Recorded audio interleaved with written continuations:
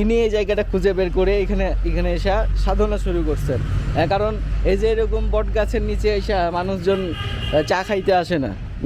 তো এখানে অবশ্যই যখন জঙ্গল ছিল তখন উনি আইসা এই জায়গায় আইসা এখানে স্থিতিশীল একটা সাধন মার্গের একটা অবস্থা তৈরি করেন। হ্যাঁ, আজকে এখানে রজা শরীফ হয়েছে, হ্যাঁ, কিন্তু যখন উনি এসেছিলেন তখনকার কথা আমি বলি এটা। আর এ মাজারের স্থানীয়দের কাছে অনেকজনের জিজ্ঞেস করলাম, এ মাজারের কেউ মানে বয়স বলতে পারতেছে না, ঠিক যে বলে যে দাদাদের আমল থেকে, তার আগের আমল থেকে দেখতেছি। হ্যাঁ, তো এই জন্যই কেন বলতে পারি না, এই যে কারণটা। তো আমি যেটা দেখলাম বুঝলাম যে এই যে গাছ, তারপর গাছের ভিতরে অনেকগুলো ইট, এবং ইটগুলো অনেক আগের যে ইটগুলো হচ্ছে ব্রিটিশ আমলের ইট।